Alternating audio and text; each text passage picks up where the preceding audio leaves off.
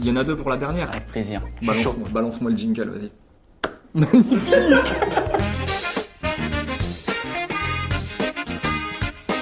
Et bienvenue dans la quotidienne, la dernière de l'année qu'on a décidé de vous présenter à deux. Oui, une première. Voilà, c'est la dernière de l'année, donc on vous fait une première. Bon, je sais pas ce que vous allez manger ce soir, mais si quelqu'un vous propose de vous mettre de la viande dans la bouche comme ça, vous refusez. Mollo. Vous refusez. En tout cas, il vit sa meilleure vie, Benzema, chez l'ami Solbay. Alors qu'il y a une info de Marca aujourd'hui, mon ami Clément. Bon, on nous apprend en fait qu'il va rester au Real jusqu'en 2022. Le Français, il a prolongé. Qui va prolonger son contrat. Bon, c'est pas encore officiel, ça devrait être officiel l'été prochain. Pour l'instant, il est lié jusqu'en 2021.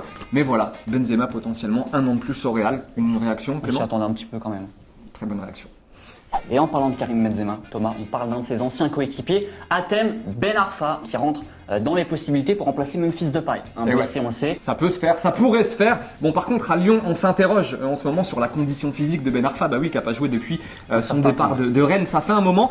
Petite interview d'époque, tenez, si vous voulez voir à quoi ressemblait Ben Arfa quand il jouait à l'OL. C'était en 2008. On est dans Téléfoot. Regardez.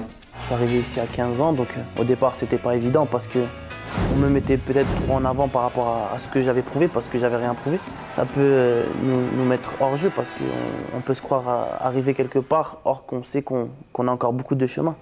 Alors notre question du jour, elle est toute simple. Est-ce que ça vous ferait kiffer Ben Arfa à Lyon? Est-ce que c'est une bonne idée pour le joueur et pour le club, pour progresser en Ligue des Champions notamment et remonter en Ligue 1? Deux commentaires sélectionnés. Quand, Thomas? Demain, tu viens demain? Ouais, demain, l'année prochaine. Après-demain. Après-demain. Après-demain. Et pendant que la plupart des joueurs sont en vacances, figure-toi, mon cher Clément, qu'il y en a un pendant ce temps-là qui s'amuse à claquer des triplés en Arabie Saoudite. Bafé Gomis, 34 ans, qui régale toujours autant avec Al Hilal, où il a inscrit donc un triplé face à Al Hadal lors de la victoire 7-0 quand même de son équipe hier dans le championnat saoudien. On rappelle qu'il a remporté la Ligue des Champions d'Asie il y a un mois. Et en championnat, il en est à 9 buts en 10 matchs cette saison. Pas mal la panthère. La panthère. Je le teste, il est là. Pas mal. Petite image quand même à sortir de ce match. Première fois que je vois ça, perso. Un arbitre qui se fait tacler, sorti sur blessure. Ah ouais? Ouais, c'est quelque chose. Peut-être un petit peu trop fragile. Allô maman bobo. Allô maman bobo. Allô maman bobo. Et hier, on vous a fait écouter Paul Pogba dans la quotidienne. Petite déclat aujourd'hui de Mino Raiola, son agent, concernant le futur du Français à Manchester. Paul a toujours respecté Manchester United et Manchester United a toujours respecté Paul.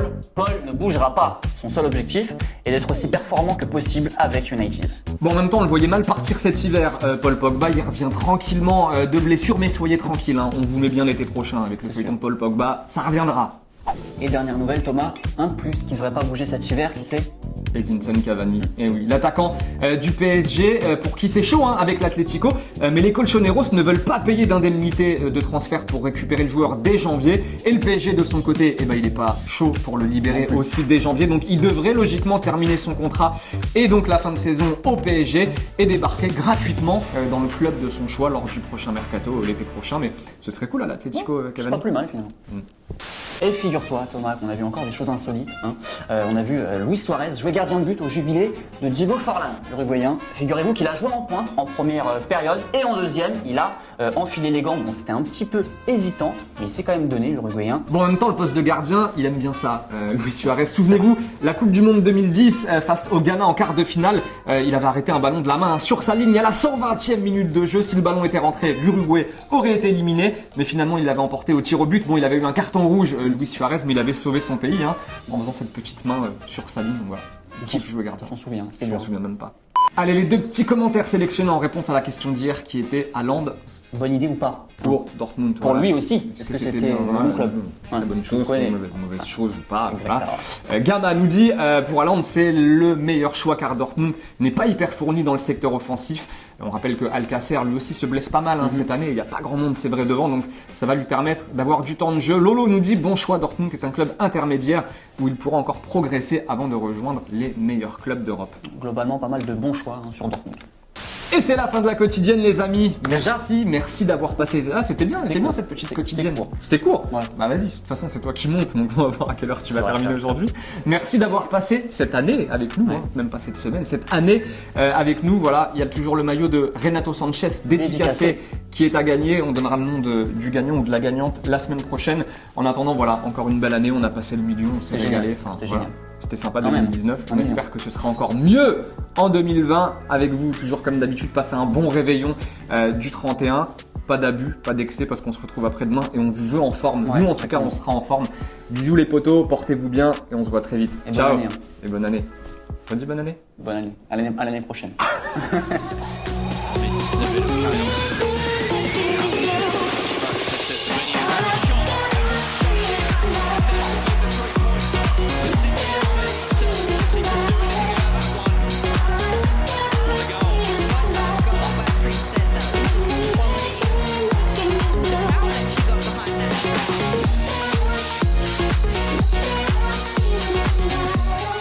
Et n'oublie pas, tu peux cliquer sur le blason Téléfoot là juste à droite pour t'abonner à la chaîne et du coup ne rien rater du contenu exclusif. À la prochaine!